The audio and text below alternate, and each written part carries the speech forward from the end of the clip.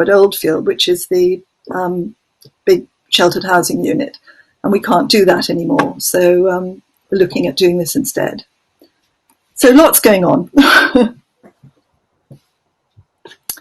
Okay, I see quite a lot of people here. I think we should kick off. Welcome everybody, wherever you are. I'm down as Primrose Hill Community Association. I'm actually a trustee of the Primrose Hill Community Association, and we're delighted to have Noreena Hertz in conversation with Tim Samuels about her new book, The Lonely Century. Here it is. This is the second one of our View from the Hill talks, and we're aiming to do them at least every month. We offer the talks free, but like lots of charities, we are operating at a loss, and there is a donate button on the web page, and if anybody feels moved to give us a donation, it is of course very, very welcome. I think loneliness is a especially relevant theme for us as we head into a winter of COVID restrictions on our social lives, and I hope people will stay on in the lounge to talk about and share any ideas about safe connection and sociability and anything that gets save. I'm going to hand over to Noreena and Tim for 40 minutes or so, and then there will be questions. Please, can you put the questions in the button on the right where you see it says questions? And it also gives the facility to vote up any questions that you're particularly interested in that other people make, rather than putting them in chat, so that we can see all the questions in one place. So, as I said, we're delighted to have Noreena here, who is an academic, professor, a writer, a journalist, and a broadcaster, and who seems to have the gift of seeing important trends, having written early on global corporate power, third world debt, good decision-making in our information-deluged world, and now loneliness, the very, very timely topic. And it's a really fascinating and readable book. And she's talking with Tim Samuels, who's also a journalist and broadcaster, and in addition, a campaigning documentary filmmaker. He's won no less than 3 Royal Television Society Awards, Best Documentary at the World Television Festival, and his book on masculinity, which is called Who Took My Spear? Who Stole My Spear? Who Stole My Spear? Was an Amazon bestseller. So thank you, and I'm handing over to you, and I will leave the stage. Great. Dorothy, thank you very much. Noreena, Professor Noreena, it's fair to say you are firmly embedded in Primrose Hill. How long have you lived here for now? We have lived here for about 12 years. Yes, and you live what you espouse. You shop locally, you eat locally. Is there a particular favourite restaurant you'd want to single out? Or? Oh my gosh, I would get into real trouble with the others if I were to single any in particular out. But I mean, I think over lockdown and over the past few months, our community really has come together in a way that it perhaps never had before. It was already a brilliant community, but it came together even more, and I'm really grateful to all the shopkeepers and the butchers and the grocers and the fishmongers and the greengrocers and the bookshop, of course, who all these shops which really anchor our community and hold us together. Favourite stall at the market then? Can I push you on that? I really like the bread from the made by the charity where refugees are making the bread and selling the bread, and the bread's also really tasty. And it's fair to say that you've taken this idea of localism to such heart that I once walked with you from Primrose to England's Lane, and it was a revelation for you that that's where England's Lane was. Well, geography has never been my strongest suit. No, and Parkway was like the lunar landing for you. You aren't a professor of geography, strangely, but you are you've tackled some incredible kind of global issues, and you've also been very ahead of the curve. You have a kind of real knack of calling things before they happen, not least the kind of the crash and the aftermath. What was it that made you tackle loneliness as an issue, which might seem a little bit off your beaten track? So it was a few things happening pretty much at the same time. I was teaching at university, and I noticed that my students, significant numbers of them, were coming to my office in office hours and confiding in me how lonely and isolated they felt. And this was a new thing. I hadn't seen this in students in the past. And also I observed in my, when I set them group assignments, I observed that many were really struggling with basic face-to-face interactions, which sounds quite extreme. But when I raised this with a colleague, a professor at an American university, he said that there they were finding exactly the same thing, to the point that they were now running remedial how to read a face in real life classes for their incoming students. Seriously, if somebody in a room's frowning, that means it's not going well. If they're smiling, it means it's going really well. So there was this observation about my students, both in terms of what they were telling me, but also in terms of what I was seeing. At the same time, or soon after, I started researching the rise of right-wing populism. I was really interested to try and understand what accounted for the rise in voters for Trump, Le Pen,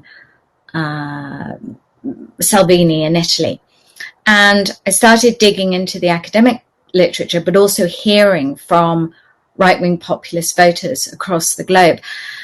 And what came out of their stories so clearly was how lonely so many of them felt. And lonely in the sense of literally not having friends and not having family and not having company, but also lonely in the sense of feeling marginalized, abandoned, forsaken. Because when I talk about loneliness, I'm not just talking about feeling disconnected from your friends and family or feeling unsupported by them. I'm also talking about feeling disconnected from the state or your employer, feeling disconnected and unsupported by your fellow citizens. So I was seeing that. And the third reason, and we may want to come back to some of these, but the third reason which inspired me to really dig into loneliness was the introduction into my household of my Alexa, my voice-activated assistant, who I realized I increasingly was feeling fond of. And that sounds like a really strange thing, but in my research, I actually found that people can very easily get attached to inanimate objects, even those Hoovers, the Roombas. It turns out that 1 in 10 people give their Roomba a name, and 1 in 10 create costumes for them, which I found fascinating, and some even take them on holiday. So it was really these three observations at once. It was my students being lonely. It was understanding that loneliness was a key driver for the rise of right-wing populism. And it was also seeing that there was clearly a real appetite and need for loneliness mitigating devices in the form of artificial intelligence. Funnily enough, I welcomed a lecturer into my house for the first time this week and found myself saying goodnight last night, which I thought was an absurdism. Have you got a Hoover dressed up in the room close to you? No, but I often will say to Alexa, "Hi Alexa, tell me a joke," or "Hi Alexa, how are you?" It's I know this to people who don't. Just triggered the one in my room. Alexa, quiet. Sorry, you've triggered her. Oh God. Yeah, I'm sorry. And everyone else's has just gone off. But in terms of you take an area like Primrose Hill, which would seem to be kind of on the outside an idyllic and quite close-knit community. The fact that we're having this sort of event is a testament to the very strong community associations there. How would something like loneliness play out for people living here, perhaps in ways that we might not necessarily see, given the broader definition that you're taking of it? Well, I think when I was doing my research, what really struck me was the scale of the problem, which really can't be overstated. I mean, in the United Kingdom, 1 in 5 people, adults, said, this is before the pandemic, that they felt lonely all or most of the time. 1 in 8 Brits said that they didn't have a single friend that they could rely on. 2 in 5 pensioners said that their main form of company was their television and pet. So that's going on here and everywhere else. Loneliness has often been stigmatized, so people often haven't been talking about it, yet it's been very real. And then, of course, there's the loneliness of feeling invisible, the loneliness of feeling very disconnected from your state, which, many people in this country, of course, in the wake of Brexit, felt very strongly that they did feel disconnected from their fellow citizens who might have voted, in ways that were anathema to them. These are feelings on both sides. So loneliness is also a measure of how fractured we've become as a society. But would you think loneliness is more prevalent in areas which are more socioeconomically challenged, in more rural areas, or are cities themselves kind of hotbeds of loneliness? So loneliness can affect anyone, young, old, rich, poor, male, female, city dweller or urban dweller. But we do know that if you're struggling financially or if you don't have a job, you are more likely to be lonely. We know that city dwellers are more likely to be lonely than rural dwellers. It kind of makes sense, and people come to cities, the loneliness of the crowd, which Thomas de Quincey was writing about lonely London back in the I think 19th century. I hope I've got the century right. But we also know that in cities, my research found that the richer a city, the faster people walk, which I found absolutely fascinating. So how much faster are people walking? People are walking on average 10% faster than they were a decade ago. And the richer a city, the faster they walk. And also the denser a city, the less civil people are. So, cities are these dense, fast walking places of incivility where people are go, head in their phones, headphones on, hiding, ensconced in their own digital privacy bubbles and frequently not interacting with each other. And of course, in cities, most people don't know their neighbours' names as well. I wish we could walk faster in Camden Lock, I have to say, but there's a lot of tourist dawdling. Well, there used to be. But in terms of some of the kind of more extreme examples that you've seen, naturally, when you've been to America to do your research there, perhaps the sort of atomization of society there has brought about real loneliness. And to what lengths are people going to? I mean, there's some extraordinary stories in your book. Yes. So I think one that comes to mind is a gentleman I met called Carl. He's a media executive. So he works for a big media company in his early 50s. I met him because I'd learnt of him from a woman called Jean. Jean is a cuddling coach. She cuddles people for a living, which I didn't know that you could even pay to be cuddled, but it turns out, and as she explained to me, that it's a growing industry. And she introduced me to one of her clients, Carl, 50-year-old Carl, who works for a media company. And I met him in a cafe in Los Angeles, and he walked in wearing nice clothes, nice-looking man, sat down at the table and told me his story. And it was a very moving story of somebody who had moved to the city. He was divorced. He didn't know anyone. At work, he said he was very lonely. People didn't speak to each other. Everyone just head down in their work.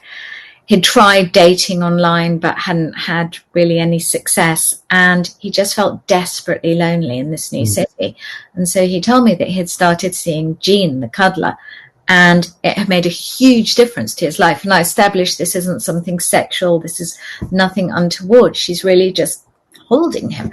And he said he became much more productive at work. He stopped feeling depressed. And then he said, "You're not using my real name in this book, are you?" And I said, "No." And he said, "Well, I need to tell you that seeing Jean hasn't been enough in recent months. And I've started seeing other people to cuddle me too." I said, "This must be very expensive." And he said, "Yes, it is. And do you know how I'm paying for it? I'm sleeping in my car."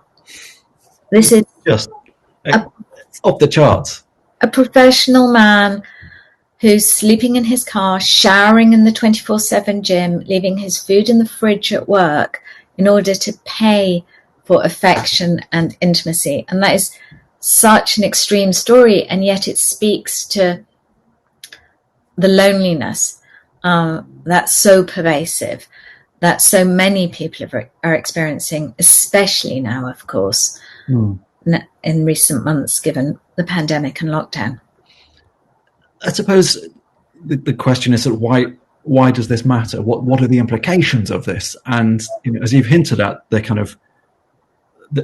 affect people individually very profoundly, and they also have a kind of wider societal effect. But just to kind of, the fact that someone is paying for these cuddles would speak to a kind of a profound mental health impact from isolation. Is there a sort of way of quantifying that? Yes, there is by now a considerable body of research that does show that there is a link between loneliness and mental health problems, whether depression or anxiety. But there's also a link between, and this was perhaps less expected when I started my research, there's also a clear link between loneliness and our physical health being impaired. And that's because we're not built to be lonely. In evolutionary terms, we are creatures of togetherness, hardwired to connect. So the way we've been designed, loneliness is intentionally something that we experience in a very negative way, not only psychologically, but physiologically. So when we're lonely, we go into fight or flight mode. Our cortisol levels raise, our blood pressure rises, our inflammatory markers in our body go up, our ability to fight infection goes down. All of those, meaning that actually when we're physically lonely, it's as bad for our physical health as smoking 15 cigarettes a day. Wow. And writing is a solitary business as well. When you were writing this, did you kind of feel there's a certain irony that you were self-isolating whilst doing this? And did you have sort of pangs of loneliness? Yeah, I was definitely self-isolating writing my book 2 years before the rest of the world joined me. So, and I think that's maybe a misconception about loneliness, that you can be on your own, of course, and not feel lonely. And I think writing my book, I didn't feel so lonely because I was very absorbed in the book, and I've got a very supportive husband and friends as well. But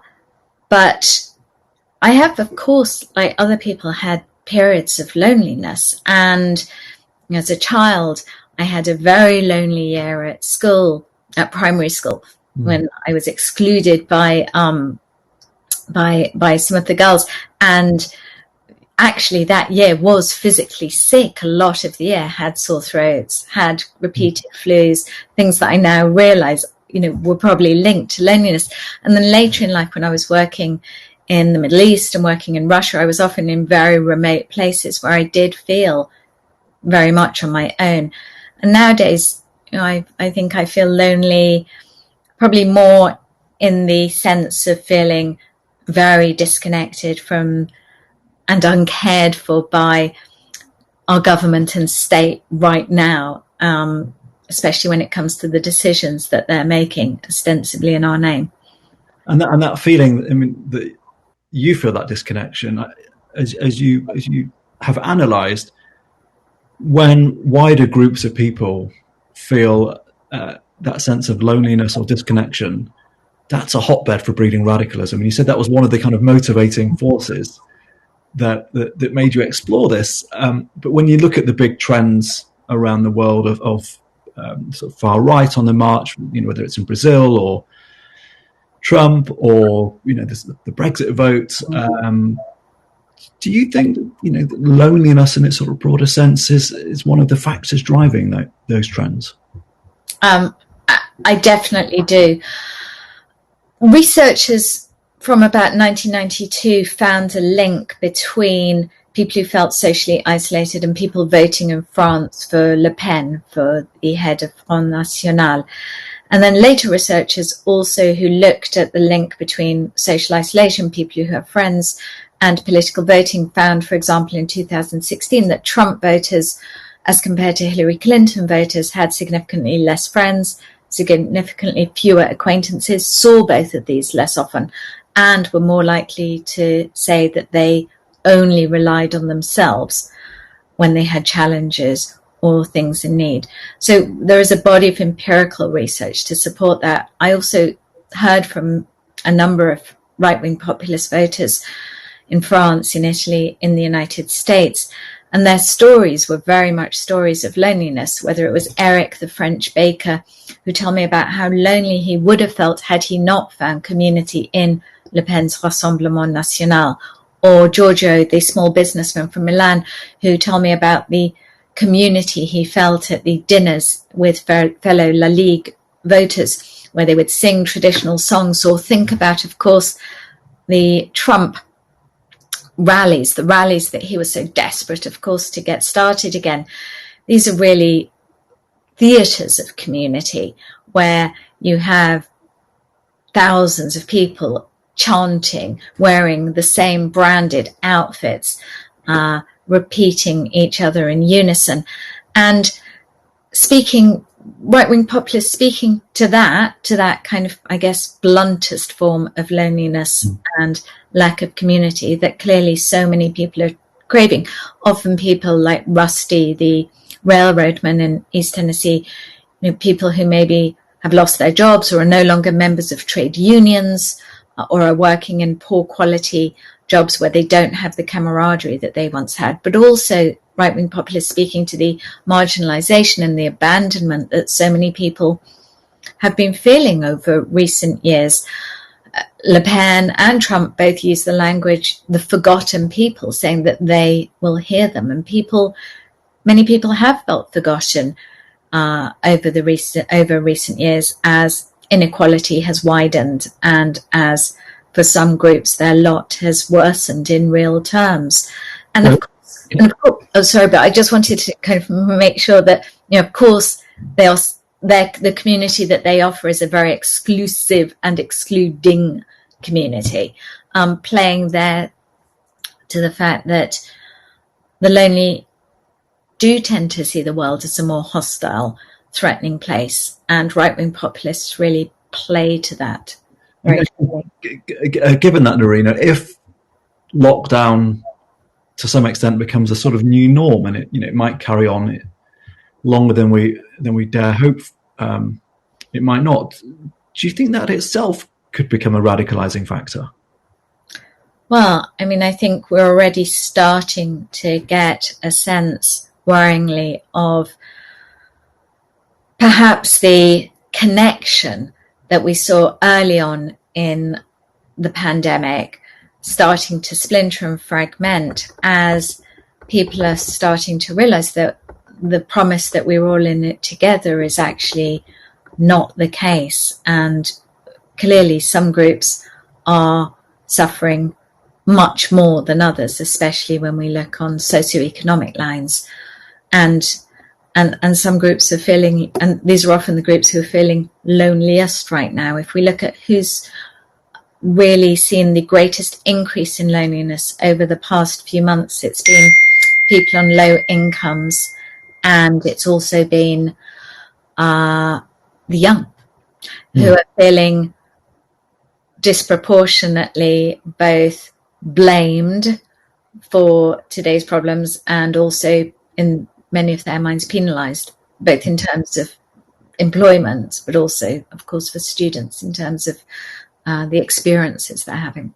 I mean, I'm struck that the quite absurd conspiracy theory QAnon seems to have gained even more traction during lockdown. I don't know whether that's a kind of correlation or it just coincides with the American election. But well, I think it also coincides with people spending a lot more time on social media. Yeah.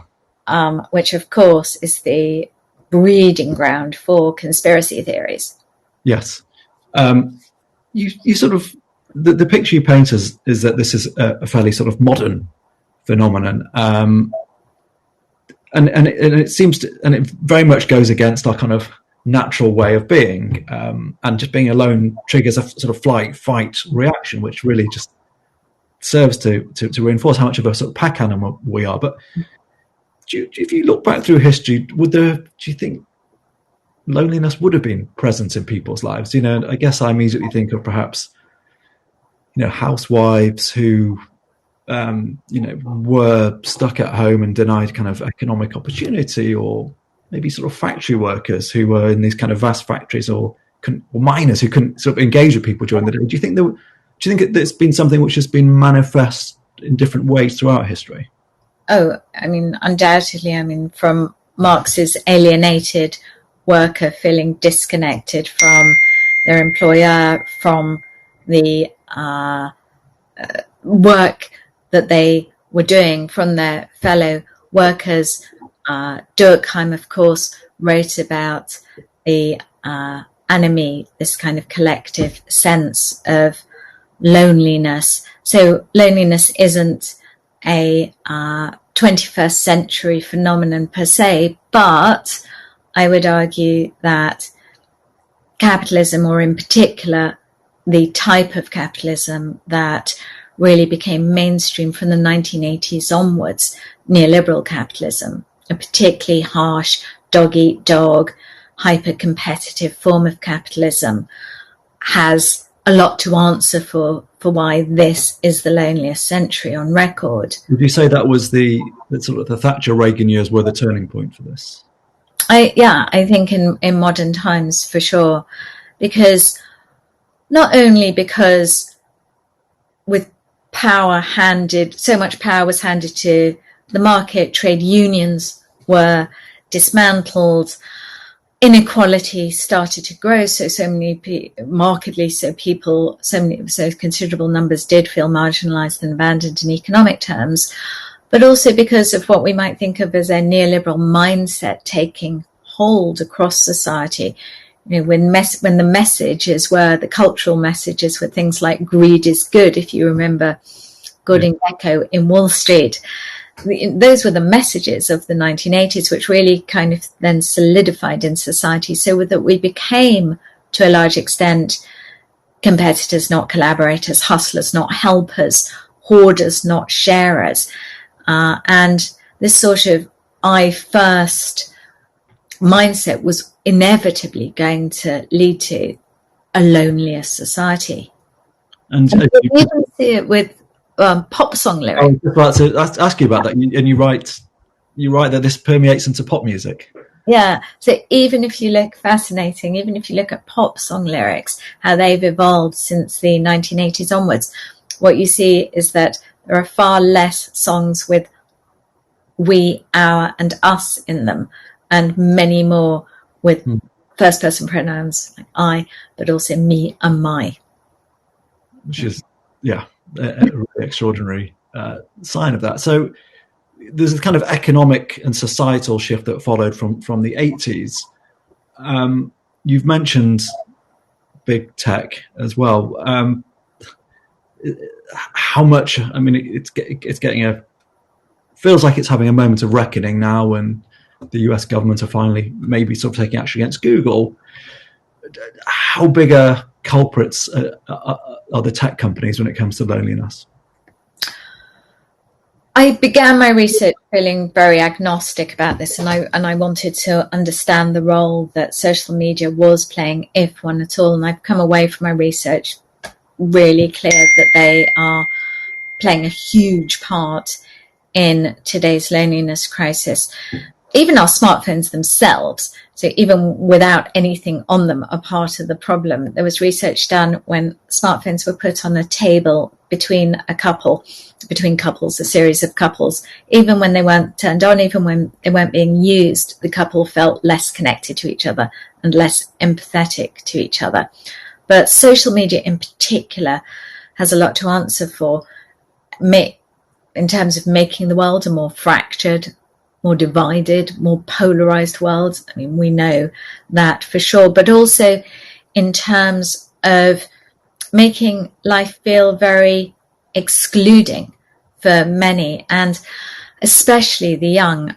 There was one young boy who I heard from, Peter, 14 years old, and he told me so movingly about how lonely he felt when he posted on Instagram, and then waiting, hoping desperately that somebody would like his posts, and then asking himself, what am I doing wrong, when nobody liked them. Or Claudia, a young girl who told me about how invisible she felt when it was the end of the school year. Her friends had said that they weren't going out. She was at home, she was scrolling through her social media, and she saw her friends out having fun without her. And she said she felt so terrible. She just couldn't.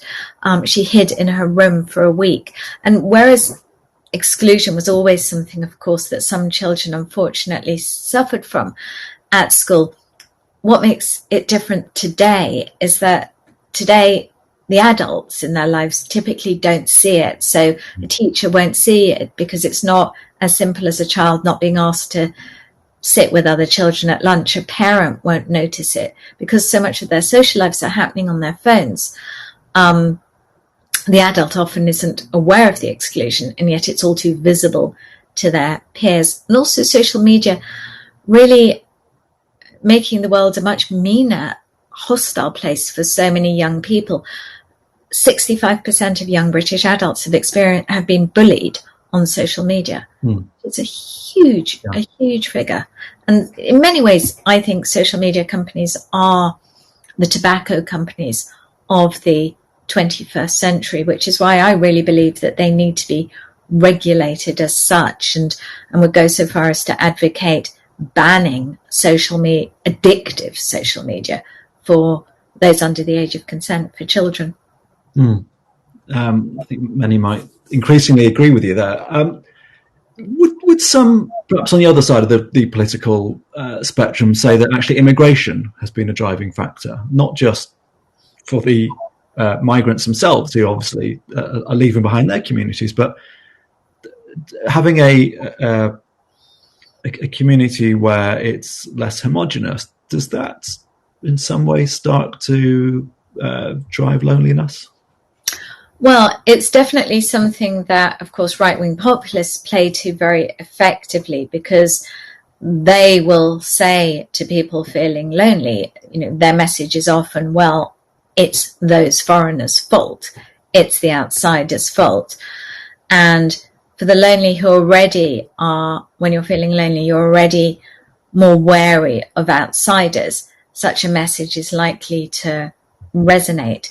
I think it's our fault if we have not managed to create communities where different people are able to better come together and celebrate their differences and share their different experiences. So, I mean, I think there is a potential link between the two, but the link is because of the way that immigration has been depicted erroneously as a negative to those who already are feeling marginalized as a reason for why they feel marginalized, but also because many communities haven't been great at bringing different kinds of people together so that we understand what we have in common rather than what sets us apart. And what's striking is the commonality of experience across the world. Not to give away all your best stories, people still need good incentive to go and buy this fabulous book. It's prevalent here. It's prevalent in Japan, where old people are kind of going to extraordinary lengths to take on their isolation. Yes, in Japan, the fastest growing group of people being incarcerated are pensioners. And the reason for this is because there's such a significant number of pensioners who feel lonely that they are actually intentionally committing relatively minor crimes like shoplifting in order to be jailed. And one of the women I heard from talked about how jail for her was an oasis where she found the community that she couldn't find elsewhere. And around half of these Japanese pensioners who've been jailed in recent years lived on their own and say that they didn't have any family who they spoke to at all. I mean, it's extraordinary that an older person in Japan will wake up one morning, leave their house, and be in the state of mind where they want to go and shoplift, to purposefully end up in jail because there's more community. That is extraordinary. Yeah, it's really sad and speaks to why it's so important that as a society we have spaces where people can come together and be together. And one of the terrible after effects of the financial crisis and of 2008 was the government's shutting down of public libraries, of youth clubs, of day centres for the elderly. In the United Kingdom, 800 public libraries were shut down, a third of youth clubs shut down, and people need physical spaces where they can come together if we are to come together and be together. There are obviously huge things, government and councils can do, but if we're going to tackle this on a kind of localized level, if I was to go against your democratic instincts and install you as the dictator of Primrose Hill, your utopian vision for kind of lowering loneliness levels in NW1. What would you and NW3 because it straddles the side of the road. What's the high street going to look like in a world that's designed to combat loneliness? Well, some areas in other countries, in Barcelona, for example, they have had real success in lowering loneliness in neighborhoods which have been pedestrianized. In Barcelona, they introduced what are called super blocks a few years ago, and then they looked at how got rid of cars, they were pedestrianized areas, looked at how residents then interacted and saw people interacting much more with each other, kids playing much more with each other, people coming together more. So maybe we need some more pedestrianization, and maybe that would help. I think also if we can just sort of pack that out, down Regent's Park Road, as we're facing this kind of winter of who knows what isolation, would you, if you were in charge, would you sort of stretch an awning across the road from one side to another, have sort of pedestrianized weekends, tables and heaters across the street, just kind of bringing people out, but obviously sort of socially distanced? I mean, I personally absolutely love that idea of being able to really be in our neighborhood and sit in our neighborhood and eat with each other in our neighborhood, especially when we have to stay socially distanced. But I'm also aware that not all the shops in the high street feel that way. And I think when we're thinking about community, it's really important that we're listening to each other and that we're co-creating solutions and trying to make sure that everyone's heard. So I personally would vote for the pedestrianized and the awning and being able to sit outside, but I am also aware that that may not be for everyone, and ideally together we arrive at the decision. But it's also about not something imposed, of course, from above, because you can't create community top down. Community really has to be built bottom up. So it's also about what we do ourselves as residents in the community. It's about actively supporting our local community. And in recent months, of course, we've seen the opposite trend globally, where people are shifting their consumption online, eating via food apps like Deliveroo, shopping with online grocers, buying their books on Amazon rather than at local bookstops. But it's so important that we nurture our communities, and really where we can shop in our local shops, and also support local community initiatives like the Primrose Hill Community Association by taking part in events like we're all doing today, and initiating events of our own. I'm sure that they would welcome ideas on this front too. So it's also about really engaging with our local community. And it's also about valuing, I think, and this of course goes beyond our physical boundaries. It's about valuing kindness in others more explicitly. I mean, that's something which in recent years has fallen a bit by the wayside. Kindness hasn't been something that has been really valued, neither by the market, but by individuals. And I think just valuing kindness more in each other, whether it's in our co-worker, our family, our partner, or our friends, would go a really long way, especially now. And being kinder ourselves.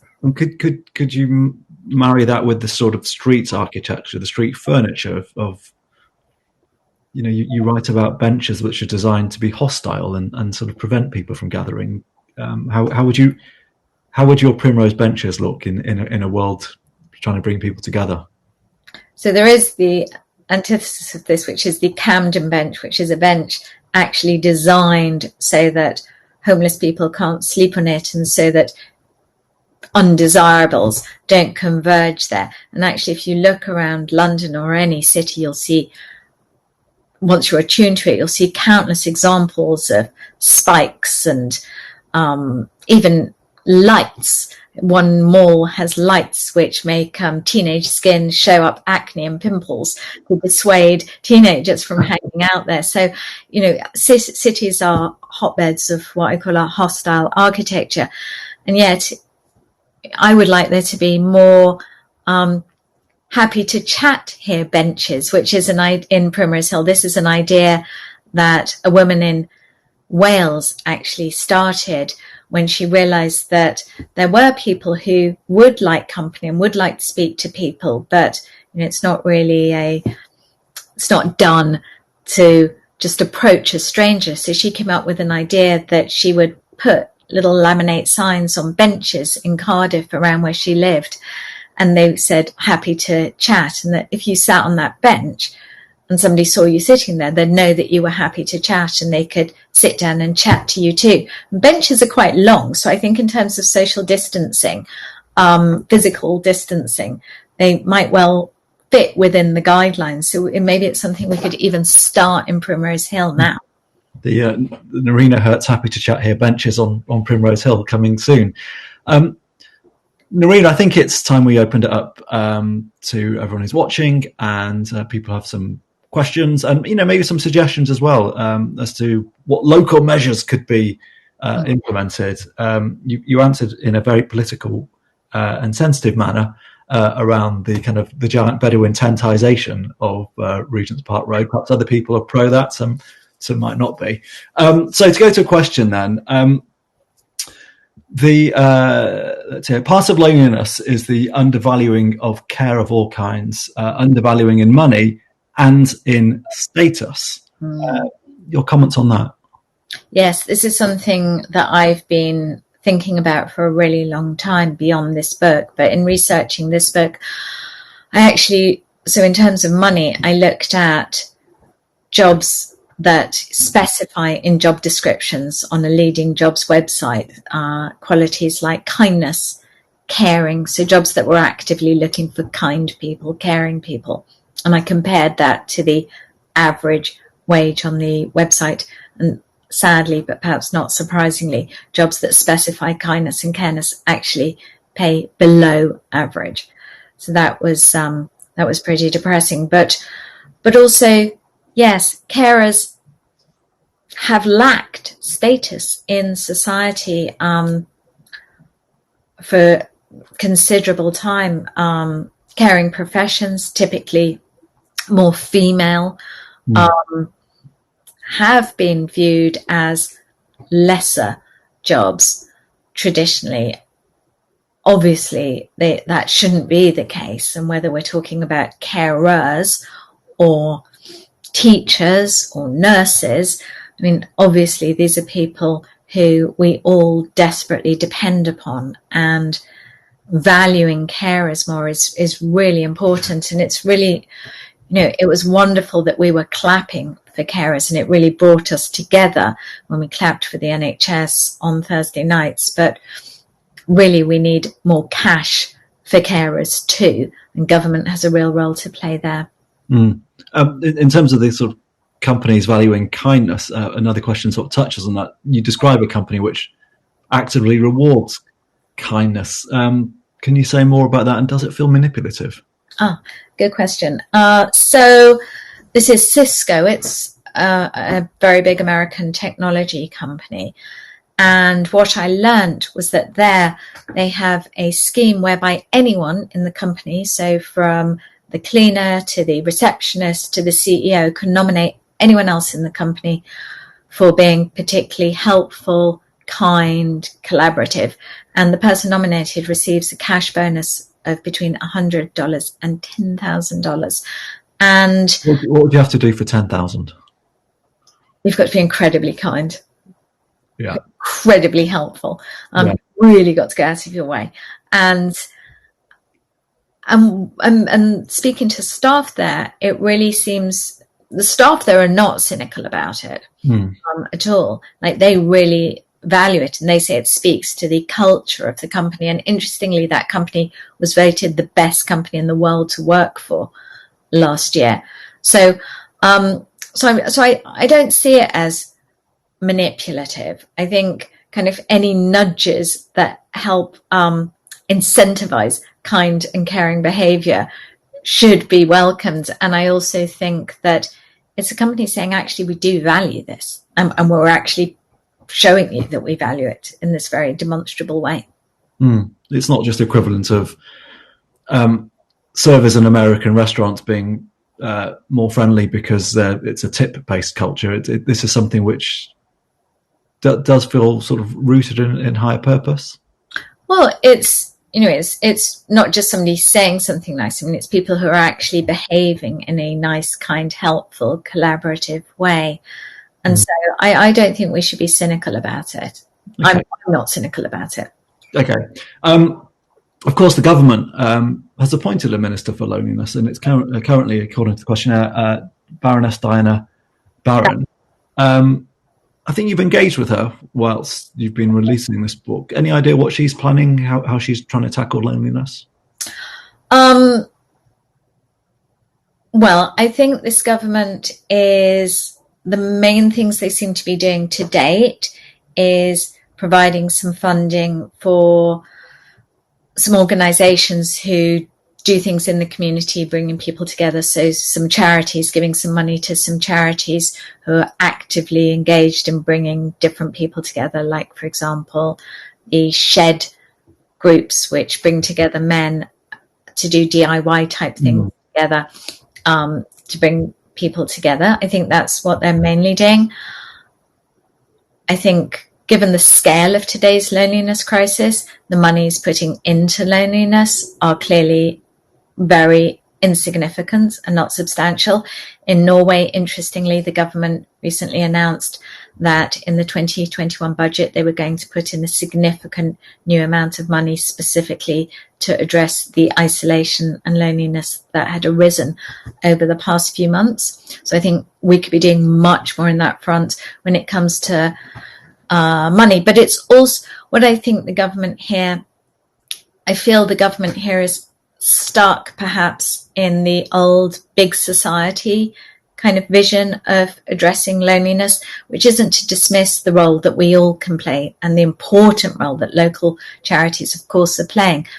But I think what it's not acknowledging are some of these structural drivers that also are playing a significant role in loneliness, whether it is growing economic challenges that so many people are feeling, or the pernicious role that social media is playing in so many people's lives, or a making and governments are not making, and the government isn't making a commitment to date to reinvest in the infrastructure of community that was ravaged since 2008 either. So I think the government is doing some stuff, but I think they're seeing loneliness in quite a siloed way, and I don't think they're putting enough money into it at all.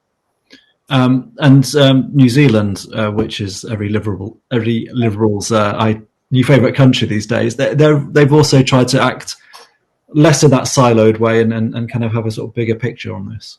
Yes, they are actually they're looking at metrics on improving loneliness as well as other metrics around well-being, and using those to help them make their budgetary decisions. So they're not only looking now at traditional economic measures like GDP or growth when they're determining spending priorities, but they're explicitly incorporating things like how lonely our society feels and how much trust do citizens have in each other.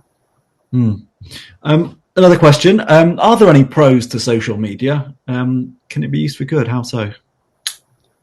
There are, and in my book I do acknowledge that, especially when it comes to people who, for whatever reason, haven't found community in their physical locale. So if you're the LGBTQ kid in a small village somewhere where there's no one like you around, you might well find your community online and you might not have found it elsewhere.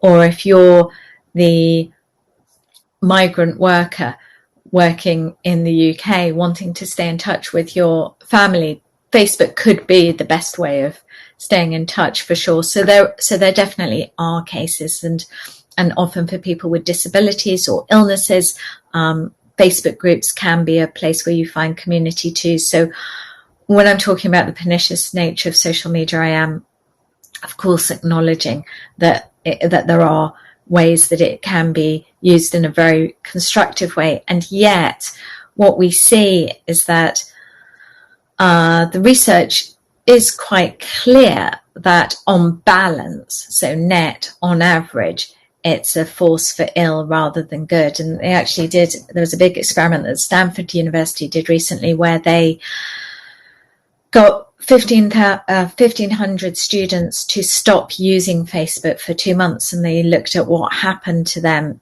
And interestingly, they didn't just go onto other websites and use the internet in different ways. No, they spent less time online, period. They spent more time in person with friends and family. They reported being significantly happier and significantly less lonely. Gosh. Final question. Are you still involved with the music and media industry, some of your other hats? And how's the current situation impacted those sectors?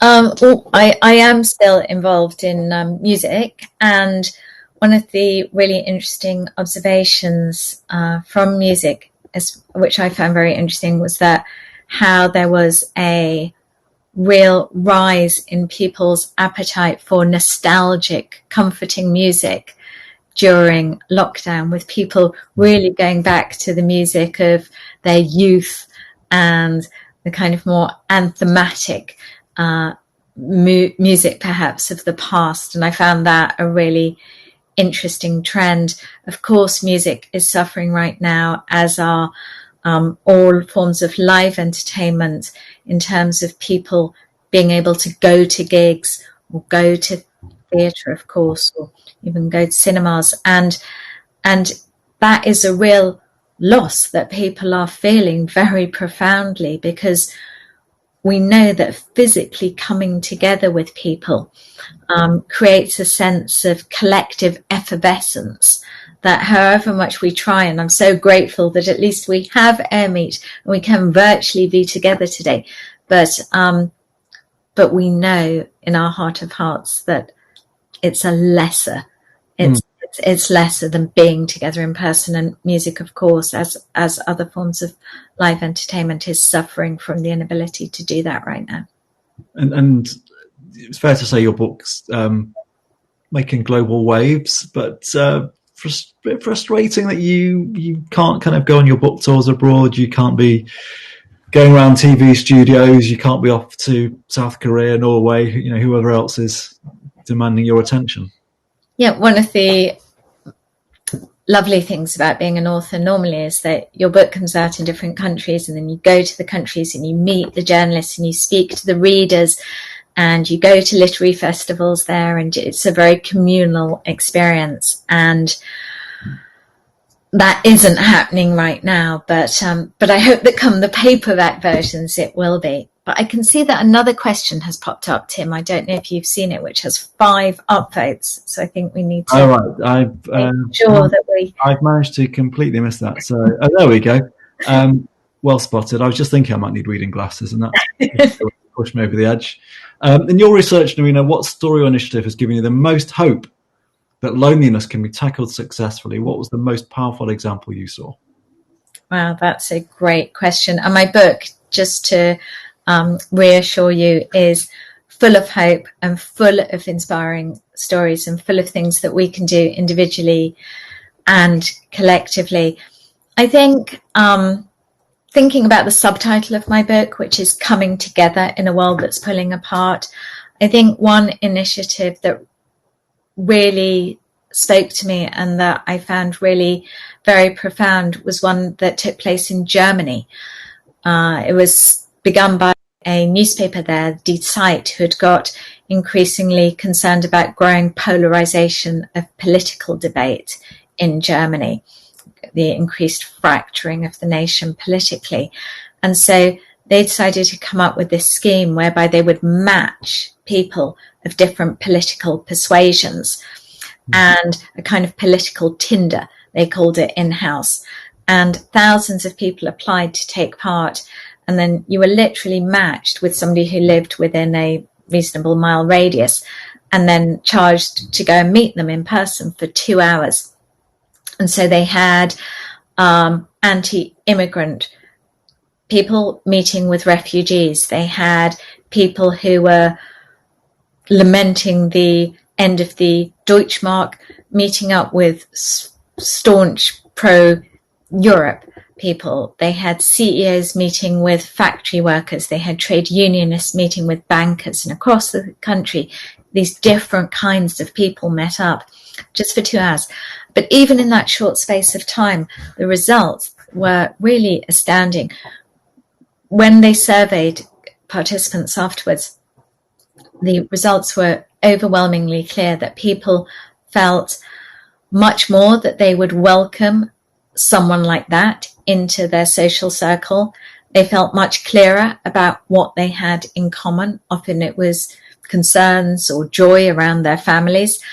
And they also felt that the other was much more human, much more like them. And I think as we think about how to rebuild our world post-COVID, I think what we need to think about really hard is how we create much more opportunity for different types of people to come together and do things together. So whether it is through schemes like that, whether it's through a national community service scheme, President Macron piloted just such a scheme for 15 and 16-year-olds this last year. Whether it's taking a leaf out of Rwandan government's Umagundo initiative, whereby people are charged with doing voluntary work. Everyone in the country has to do an hour of voluntary work together once a month. There are ways that we can ensure that people do come together. And I think that is really, especially when we come through out of COVID and Brexit, we will need to do that more than ever. Yes, and I can attest that the Lonely Century is an optimistic read as well. Not just an optimistic read, but one that can be available in signed copy naturally in the bookshop. At Primrose Hill Bookshop. Yeah, at Primrose Hill Bookshop. Signed. Noreena, thank you so much for your time. Given your predilection for predicting global events before they happen, please tell me you're not writing a book on nuclear Armageddon. Don't worry on that front. Noreena, book. Thanks so much. I just wanted to add my thanks for a really fascinating hour of questions and answers and thoughts and lots to think about. And we can now go to the lounge, and I'm going to try and work out how we're going to go to the lounge, but all the attendees can go to the lounge and talk more about these issues. And if anybody has any ideas, do put them in the chat, and we'll be saving the chat. And I also wanted to say that this session is being recorded and will be on, the link will be on the website. So if you've got friends who you think might be interested, send them the link and they will also be able to enjoy this fascinating time. Thank you. Right. Now we're trying to get out of here. Which one's the lounge? Do I do end session? I think not. Oh. I need Peter or somebody to tell me what to do. Hang on. Maybe I'll ring Tim.